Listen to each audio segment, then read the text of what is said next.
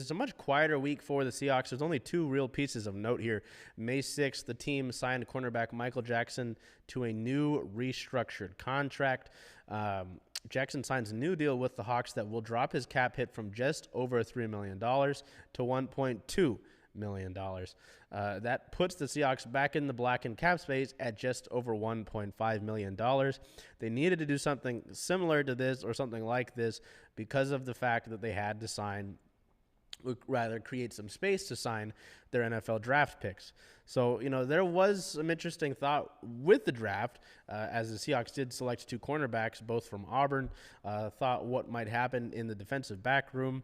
The veteran corner in Michael Jackson stays to open up just about $2 million in cap space is needed as the Seahawks will begin signing their draft picks. Byron Murphy, the first-round pick at 16th overall, is the only one to do so far, but you're going to need them surely when the team ends up signing a few more of them. He had redone his contract back on Monday. Jackson this spring signed a restricted free agent tender that would have given him a salary of just over $3.1 million if he were to make the 53-man roster, but it didn't contain any guaranteed money. All of it counted against the cap space, though. So the Seahawks were able to cut that cap number significantly by signing him to a new deal that's worth $1.22 million and gives him a $167,500 signing bonus. They went from $300,000 over the cap to just over $1.5 million under it. They were going to need to do something when they signed Murphy II to his 4-year rookie deal, which counts for $2.94 million against the cap.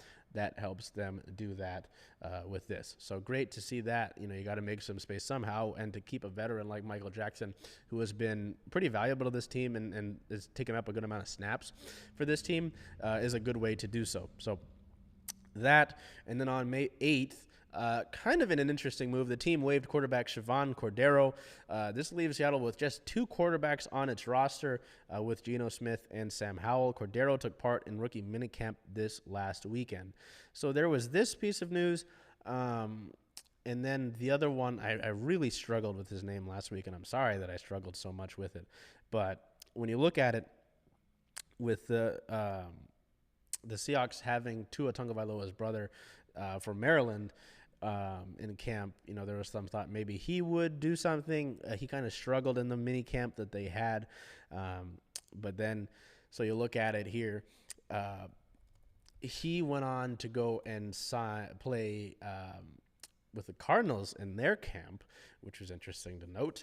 After he didn't end up signing with the Seahawks following mini camp, and now Cordero is waived by the team on the 8th. So it's going to be really interesting to see what ultimately the team decides to do at the cornerback position. It's pretty commonplace for teams to hold three quarterbacks on their roster. So for them to not currently have one as we get, kind of approach camp is unique, but we'll have to see how that goes for the team. I'm sure there's some plan in place that the Seahawks have. So we'll go over it again with Seattle being one of the 8 teams with a new head coach in 2024. Mike McDonald and his staff will conduct that voluntary minicamp back in April to kick off Phase 2 of the program.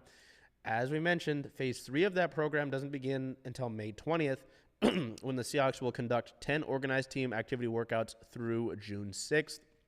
McDonald will also hold a mandatory minicamp from June 11th to 13th to wrap up the offseason program.